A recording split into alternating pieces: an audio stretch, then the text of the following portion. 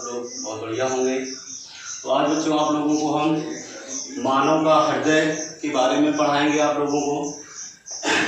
इसके पहले हमने जो है ह्यूमन ब्लड के बारे में पढ़ाया था, तो अगर वो वीडियो अगर आप लोगों ने नहीं देखा है तो उसको ज़रूर देखें। और आज का जो वीडियो होगा वो मानव का हृदय, इसके बारे में आप लोगों को पढ़ाएंगे।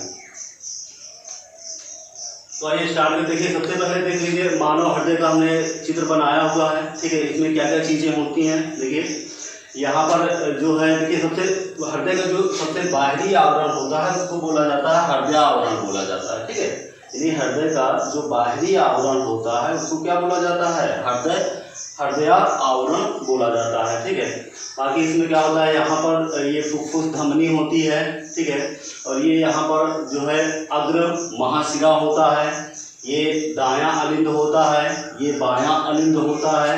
यहाँ पर फुफ्फुस शिरा होता है, ये दो फुफ्फुस शिरा होता है, ये महाधमनी होती है, ठीक है।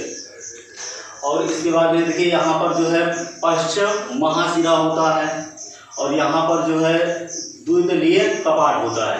ये यहाँ पर द्विदलीय क्या होता है, कपाट होता है। और यहाँ पर जो होता है वो क्या होता है, सॉरी, यहाँ पर त्रिदलीय कपाट होता है। यहाँ पर क्या होता है, त्रिदलीय कपाट होता है, और यहाँ पर द्विदलीय कपाट होता है। ये दायां निलय है और ये आपका बायां निलय है, ठीक है। तो इन्हीं के बारे में हमको पढ़ना है, इनके सारे कार्य क्या क्या होते हैं, ठीक है। तो आइए स्टार्ट करते हैं मानव का हृदय। ठीक है, तो हृदय का अध्ययन करना, study of heart, study of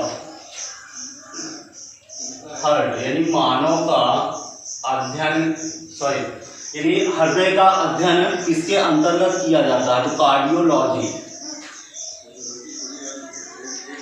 cardiology, ठीक।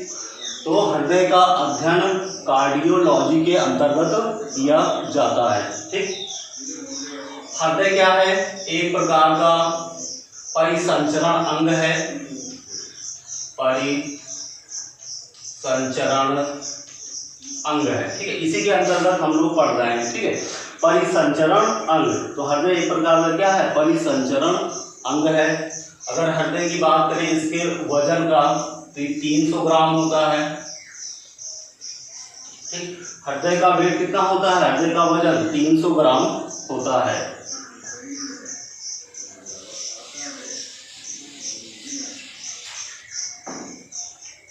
आगे स्टार्ट करते हैं। ये हृदय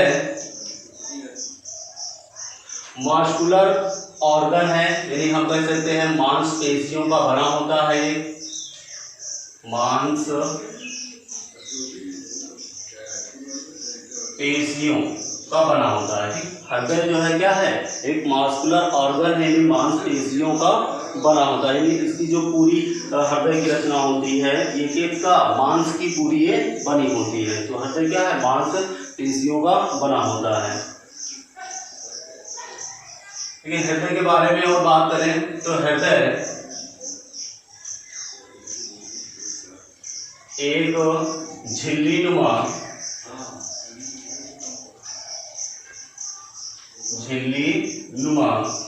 थैली में सुरक्षित रहती है, थैली में सुरक्षित रहती है, जिसे हम क्या कहते हैं, हृदय आवरण कहते हैं, जिसे हृदय आवरण कहते हैं, ठीक। हृदय एक झिल्लीनुमा थैली में सुरक्षित रहती है, जिसे हृदय आवरण कहते हैं, या हृदय आवरण झिल्ली कहते हैं, ठीक। अब हृदय आवरण में क्या होता है, हृदय आवरण द्रव भरा रहता है। हृदय आवरण में हृदय आवरण द्रव भरा रहता है, ठीक।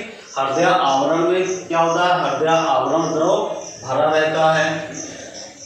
ये हृदय आवरण जो द्रव भरा रहता है ये बाहरी आघातों से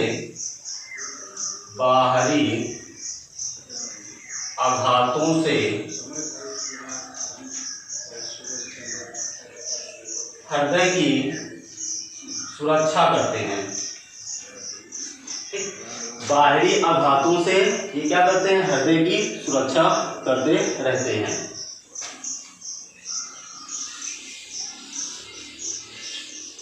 अगर हृदय की बात करें ये कहाँ स्थित होता है, तो हृदय दोनों फेफड़ों के बीच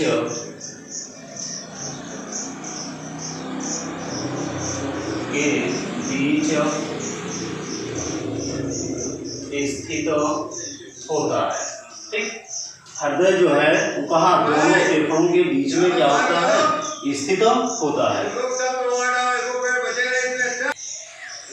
तो हृदय जो है दोनों फेफड़ों के बीच में क्या होता है, स्थित होता है। ठीक, अब मानव हृदय की बात करें तो मानव हृदय में 4 कोष्ठक होते हैं। मानव हृदय में 4 कोष्ठ होते हैं। मानव हृदय में 4 कोष्ठ यानी चैम्बर, 4 चैम्बर होते हैं, हम कह सकते हैं 4 कोष्ठ होते हैं। ठीक है, कौन कौन सा होता है, देखिए एक दायां अलिंद हो गया, बायां अलिंद हो गया, ठीक है, और एक दायां निलय हो गया, और एक क्या हो गया, बायां निलय हो गया। तो ये 4 कोष्ठ होते हैं। मानव हृदय में 4 कोष्ठ होते हैं। ऊपरी कोष्ठ को अलिंद कहते हैं। ठीक, ऊपरी कोष्ठ को क्या कहते हैं, अलिंद कहते हैं, जिन्हें दायां अलिंद तथा बायां अलिंद के नाम से जानते हैं। ठीक, ये मानव हृदय में 4 कोष्ठ होते हैं, 4 चैम्बर होते हैं। ऊपरी कोष्ठ को हम अलिंद कहते हैं, जिन्हें दायां अलिंद तथा बायां अलिंद के नाम से जानते हैं। ठीक, नीचे कोष्ठ को निलय कहते हैं। नीचे वाले कोष्ठ को क्या कहते हैं, निलय कहते हैं, जिन्हें दायां निलय तथा बायां निलय के नाम से जानते हैं। ठीक, नीचे वाले जो कोष्ठ होते हैं उनको क्या कहते हैं, हम निलय कहते हैं, जिन्हें दायां निलय तथा बायां निलय के नाम से हम जानते हैं। ठीक, प्रत्येक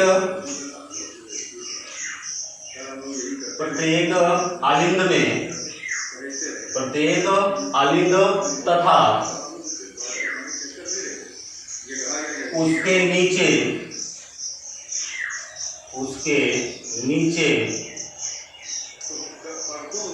निलय। ठीक है, देखिए यहाँ प्रत्येक अलिंद तथा उसके नीचे निलय के बीच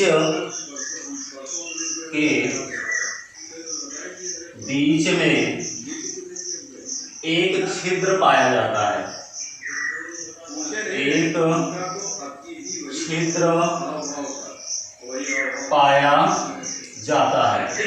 यानी प्रत्येक अलिंद तथा उसके नीचे निलय के बीच में एक छिद्र पाया जाता है, जिसे अलिंद निलय कपाट कहते हैं। जिसे अलिंद निलय कपाट कहते हैं। ठीक, क्या कहते हैं, जिसे अलिंद निलय कपाट कहते हैं।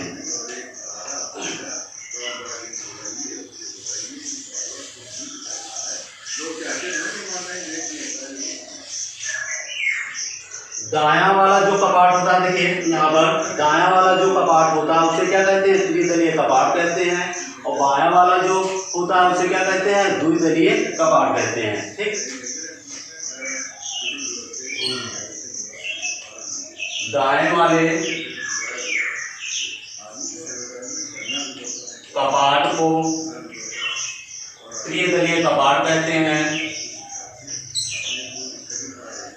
ये कपाट कहते हैं, तथा बाएं वाले कपाट को द्विदलीय कपाट कहते हैं। द्विदलीय कपाट कहते हैं। तो जो आपका जो है दायां वाला जो कपाट होता है उसको द्वितलीय कपाट कहते हैं, और जो बायां वाला कपाट होता है उसको क्या कहते हैं, द्वितलीय कपाट कहते हैं। अगला है प्रत्येक कपाट। देखिए इन कपाट का काम क्या होता है कि जो भी रुधिर जो है अलिंद से आता है, देखिए इनका काम क्या होता है, जो भी रुधिर जो है अलिंद से आता है वो क्या करते हैं, उनको जो है निलय में भेजने का काम करते हैं। ठीक है, तो प्रत्येक कपाट में रुधिर, प्रत्येक कपाट में रुधिर को केवल अलिंद से निलय, अलिंद से निलय की ओर भेजते हैं। ठीक, प्रत्येक कपाट में रुधिर को क्या करते हैं, केवल अलिंद से निलय की ओर ही ये क्या करते हैं, भेजते हैं। मतलब कहने का मतलब ये है कि जो भी रुधिर आता है वो उसको अलिंद से कहाँ भेजते हैं, निलय में भेजने का काम करते हैं। ये जो कपाट होता है, यहाँ का कपाट और यहाँ का कपाट, उसको जो है अलिंद से केवल कहाँ, निलय में भेजने का काम करते हैं। और अगर हम कहें जो है कि निलय से वो फिर जो है अलिंद में जाता है, जो ये इसका काम नहीं करते हैं। ठीक है, उसको जो है निलय से फिर अगर अलिंद में आता है तो ये जो कपाट होते हैं उसको रोकने का काम करते हैं। इनका केवल काम होता है अलिंद से निलय में रुधिर को भेजना। ठीक, और इसमें बात करें जो है क्या क्या चीजें हैं, तो देखिए इसमें जो है एक पश्च महाशिरा होता है और एक क्या है, अग्र महाशिरा होता है। अग्र महाशिरा और पश्च महाशिरा, इनका काम क्या होता है, देखिए पूरे शरीर से जो भी अशुद्ध रक्त होता है वो उनको क्या करते हैं, दाएं अलिंद में भेजने का काम करते हैं। ठीक, अग्र महाशिरा पश्च महाशिरा का काम क्या होता है कि जो भी पूरे शरीर में अशुद्ध रक्त होता है उसको एकत्रित करके कहाँ भेजने का काम करते हैं, दाएं अलिंद में भेजते हैं। अग्र महाशिरा और पश्च महाशिरा, ये इसका काम हो गया। ठीक, देखिए फुफ्फुस धमनी होती है, इसका काम क्या होता है, फुफ्फुस धमनी का काम होता है जो भी अशुद्ध रक्त होता है, जो भी अशुद्ध रक्त होता है उसको जो है फुफ्फुस धमनी के द्वारा फेफड़ों में भेजते हैं। इसलिए भेजते हैं शुद्ध होने के लिए कि अशुद्ध जो रक्त है वो क्या हो जाए, शुद्ध हो जाए। ठीक, अब इसके बाद क्या है, फुफ्फुस शिरा है। फुफ्फुस शिरा का काम क्या होता है, फुफ्फुस शिरा क्या करते हैं, जो भी फेफड़े से शुद्ध रक्त आता है वो किसके माध्यम से आता है, फुफ्फुस शिरा के माध्यम से शुद्ध रक्त को कहाँ भेजते हैं, बाएं अलिंद में भेजते हैं। ठीक है, अब महाधमनी का काम क्या होता है, जो भी शुद्ध रक्त होता है वो महाधमनी के द्वारा पूरे शरीर में क्या हो जाता है, फैल जाता है। ये ओवरऑल पूरा काम हो गया इसका। तो अब इसके बाद देखिए हृदय की कार्यविधि के बारे में। हृदय की कार्यविधि, हृदय की कार्यविधि पढ़ते हैं इसके बाद। तो देखिए हृदय की कार्यविधि जो है, इसकी कार्यविधि जो होती है वो निम्न प्रकार से होती है। ठीक है, पहला पॉइंट है, पहले पॉइंट में आप क्या लिखेंगे कि पूरे शरीर से जो भी अशुद्ध रक्त है वो एकत्रित होकर, पूरे शरीर से अशुद्ध रक्त एकत्रित होकर अग्र महाशिरा और पश्च महाशिरा, अग्र महाशिरा और पश्च महाशिरा शिराओं के द्वारा दाएं अलिंद में भेजते हैं, दायां अलिंद में भेजते हैं, दायां अलिंद में भेजते हैं। ठीक, तो पहले पॉइंट में आप क्या लिखेंगे कि पूरे शरीर से अशुद्ध रक्त एकत्रित होकर अग्र महाशिरा और पश्च महाशिराओं के द्वारा कहाँ भेजते हैं, दायां अलिंद में भेजते हैं। दूसरा पॉइंट, अब जब दायां अलिंद में अशुद्ध रक्त आ जाता है तो क्या होता है, दायां अलिंद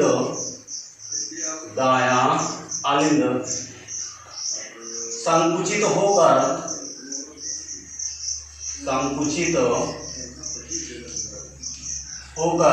अशुद्ध रक्त को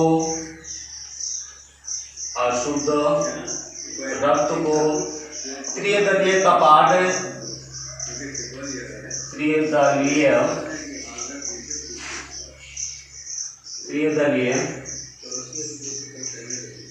कपाट से होता हुआ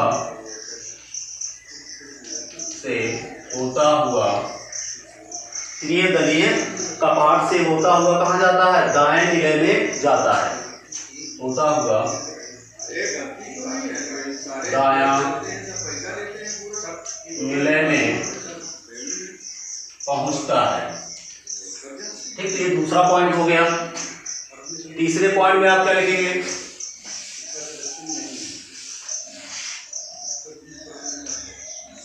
तीसरा पॉइंट देखिए, अशुद्ध रक्त कहाँ गया? दायां निलय में आ गया। तो अब क्या होता है? दायां निलय संकुचित होकर अशुद्ध रक्त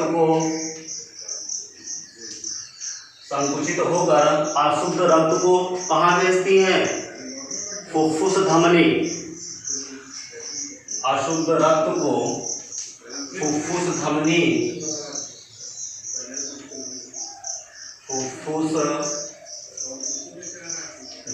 में भेजती है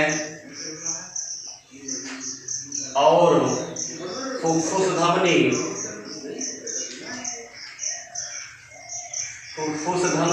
अशुद्ध रक्त को फेफड़ों में भेज देती है। ठीक, और फुफ्फुस धमनी क्या करती है? जो भी अशुद्ध रक्त होता है उसको जो है फेफड़ों में भेज देती है। जहां अशुद्ध रक्त ऑक्सीजन से मिलकर ऑक्सीजन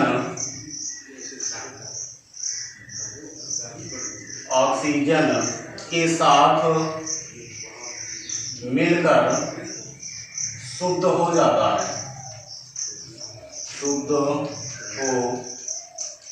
है। ठीक, जहां अशुद्ध रक्त जो है क्या करता है? ऑक्सीजन के साथ मिल जाता है और क्या हो जाता है? शुद्ध हो जाता है। ये तीसरा पॉइंट हो गया। चौथे पॉइंट में आप क्या लिखेंगे?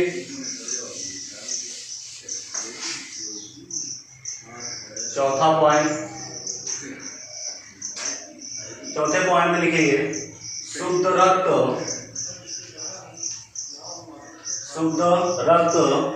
फुफ्फुस शिराओं के द्वारा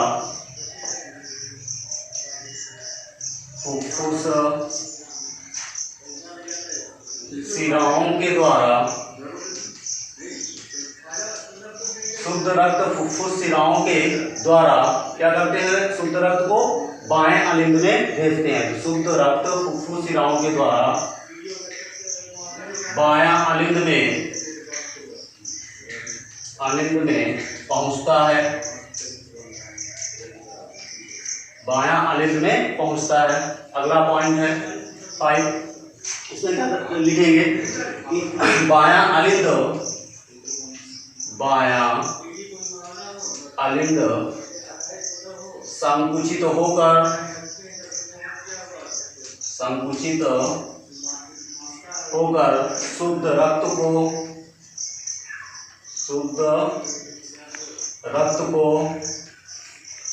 शुद्ध रक्त को बाएं निलय में भेजते हैं। शुद्ध रक्त को किसके माध्यम से भेजते हैं? द्विदलीय कपाट के माध्यम से। तो शुद्ध रक्त को द्विदलीय कपाट के द्वारा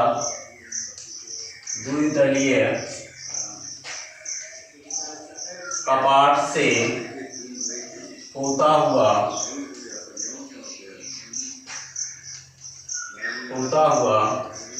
बायां निलय में आता है।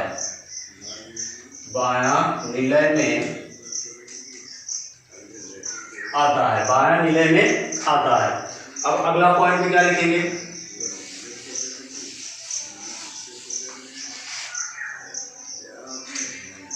अगले पॉइंट में छठा पॉइंट है बायां निलय से क्या होता है, बायां निलय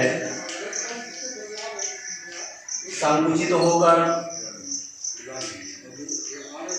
बायां निलय संकुचित होकर शुद्ध रक्त को महाधमनी में भेज देता है। ये बायां निलय है, यहाँ पर शुद्ध रक्त आया हुआ तो ये संकुचित हो जाएगा। संकुचित होने का मतलब ये है कि वो क्या हो जाएगा, संकुचित होगा फिर अपने पे आ जाएगा, संकुचित होगा तो वो संकुचित होगा तो ब्लड क्या बनाएगा, प्रेशर बनाएगा, तो प्रेशर के माध्यम से ब्लड क्या हो जाएगा, ऊपर की ओर जाता है। तो ये संकुचित होकर कहाँ भेजता है, महाधमनी में। तो बायां निलय संकुचित होकर शुद्ध रक्त को महाधमनी में भेजता है, महाधमनी में भेजता है, महाधमनी में भेजता है और यहाँ से शुद्ध रक्त पूरे शरीर में फैल जाता है, पूरे शरीर में फैल जाता है, ठीक। और यहाँ महाधमनी से जो है जो भी शुद्ध रक्त होता है वो उसको पूरे शरीर में भेज देते हैं, ठीक। तो ओवरऑल अगर देखें जो है जो ये अग्र महाशिरा है और क्या है, पश्च महाशिरा, यहाँ से क्या होता है, अशुद्ध रक्त आता है, पूरे शरीर से अशुद्ध रक्त यहाँ से कहाँ भेजता है, दायां निलय में आता है। अब दायां निलय संकुचित होकर अशुद्ध रक्त को कहाँ भेजता है, दायां निलय में भेजता है, यहाँ से कहाँ भेजता है, दायां निलय में भेजता है। दायां निलय जो है अशुद्ध रक्त को क्या करता है, संकुचित करके जो है फुफ्फुस धमनी में भेजता है, ठीक है। फुफ्फुस धमनी जो है अशुद्ध रक्त को कहाँ भेज देता है, फेफड़ों में भेज देता है, फेफड़ों में भेज देता है। और फेफड़ों से जो भी अशुद्ध रक्त होता है वो ऑक्सीजन के साथ मिलकर शुद्ध हो जाता है और शुद्ध होकर जो है फुफ्फुस शिराओं के माध्यम से, फुफ्फुस शिराओं के माध्यम से शुद्ध रक्त कहाँ जाता है, बाएं अलिंद में आ जाता है। बायां अलिंद द्विदलीय कपाड़ के माध्यम से जो है कहाँ भेज देता है, शुद्ध रक्त को बायां निलय में भेज देता है। और बायां निलय संकुचित होकर जो है शुद्ध रक्त को कहाँ भेज देता है, महाधमनी में भेज देता है और महाधमनी शुद्ध रक्त को पूरे शरीर में भेज देता है। ये पूरा ओवरऑल जो है मानव के हृदय के बारे में था। ठीक है, एक इम्पॉर्टेंट पॉइंट ये है कि मानव का हृदय 1 मिनट में कितनी बार धड़कता है, तो 1 मिनट में 72 बार धड़कता है। मानव का हृदय 1 मिनट में 72 बार धड़कता है, ठीक। अगर बच्चों की बात करें, छोटे बच्चे होते हैं तो बच्चों में जो है 1 मिनट में जो है 120 बार धड़कता है, ठीक है। और वृद्ध की बात करें जो बूढ़े होते हैं तो उनका जो है 1 मिनट में जो है 60 बार धड़कता है, ठीक है। ये कुछ इंपॉर्टेंट पॉइंट थे, ठीक है। 1 मिनट में एक स्वस्थ मनुष्य के शरीर में, एक जो युवा व्यक्ति होता है, स्वस्थ मनुष्य होता है, वो 1 मिनट में जो है 72 बार धड़कता है और बच्चों में 120 बार और जो वृद्ध होते हैं, बूढ़े होते हैं, उनमें 60 बार 1 मिनट में। तो ये वीडियो अगर आप लोगों को अच्छा लगे तो इसको अधिक से अधिक लोगों को शेयर कीजिए और इस चैनल को सब्सक्राइब कर लीजिए ताकि जो भी वीडियो इस पर डाला जाए वो सबसे पहले आप लोगों तक पहुंच सके। Thanks for watching video.